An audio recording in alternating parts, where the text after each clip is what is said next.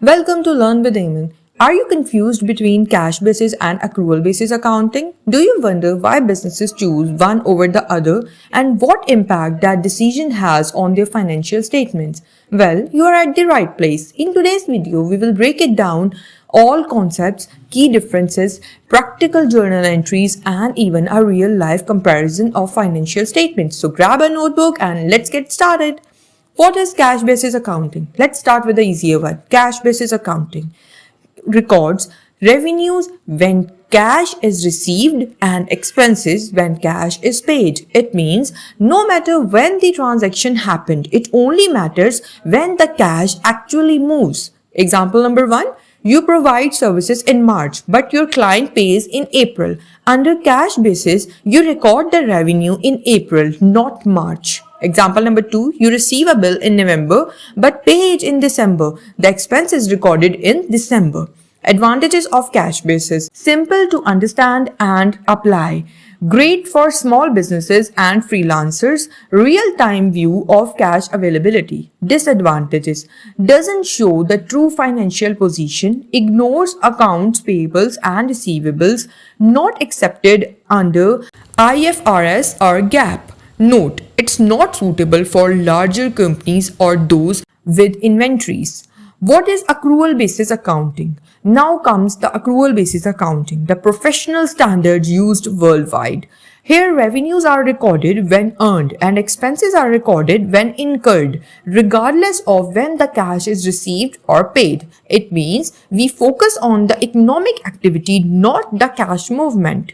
Example number 1.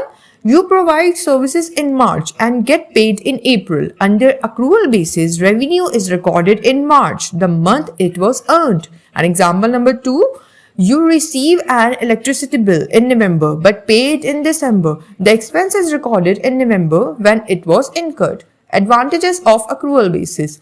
Accurate representation of income and expenses, complies with IFRS and GAAP, shows a better financial picture for stakeholders. Disadvantages: more complex to maintain, requires adjustments like prepayments, accruals, depreciation. Important to note, almost all companies, big or small, eventually need accrual accounting for tax, reporting, or financing. Journal entry example. Let's make this clear with journal entries under both methods. You earned rupees 20,000 on 25th March but received payment on 10th March. So under cash basis entry on 10th April, cash account debit and service revenue account credit on 10th of April. But under accrual basis accounting on 25th March, accounts receivable account debit and service revenue account credit, and in April 10th, cash account debit and accounts receivable account credit.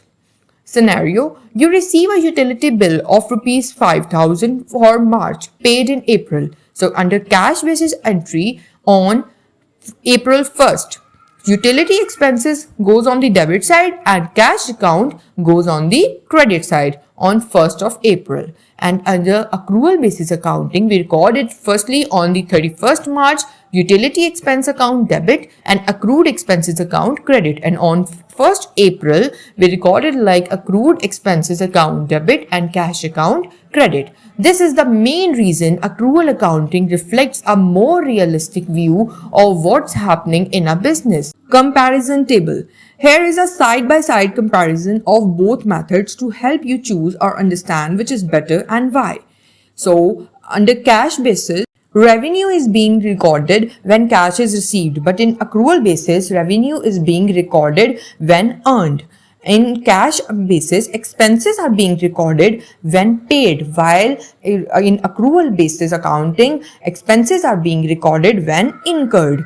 In a cash basis accounting, accuracy is low, but in accrual basis accounting, the accuracy is high. The cash basis is less complex, but accrual basis is medium to high complex.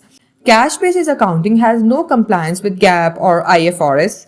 and while accrual basis accounting is fully compliant with GAAP and IFRS. Cash basis accounting is ideal for small businesses and freelancers, while accrual basis accounting is ideal for large firms and corporations.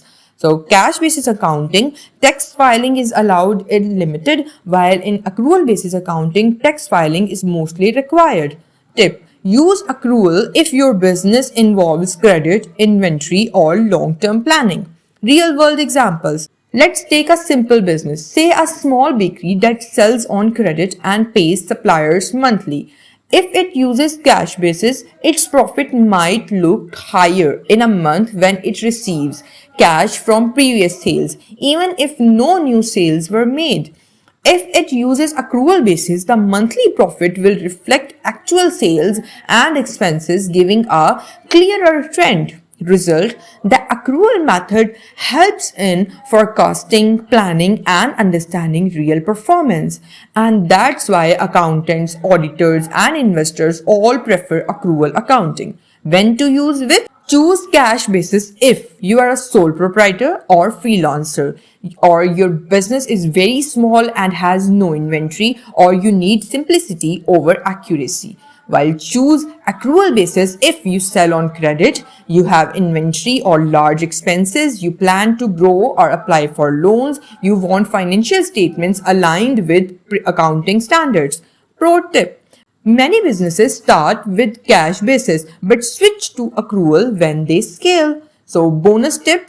Here is a bonus tip. Even if you use cash basis for internal records, you can adjust to accrual basis for tax filing or presentations. That's called a hybrid method. Though it's not formally accepted by standards, it can help temporarily during transaction. Conclusion. To sum up, cash basis is easy, quick, but limited, while accrual basis is accurate, reliable, and professional. Both methods have their place, but for long-term growth, accrual is the king, and now you understand both. So, if you found this video helpful, then like the video, comment below with your questions. I reply personally, and subscribe to Learn with Eamon for more valuable accounting lessons. Hit the bell icon so you can never miss an update. And don't forget to share this video with your friends or classmates. Let's build a smart accounting community together. So till then, stay tuned and happy learning.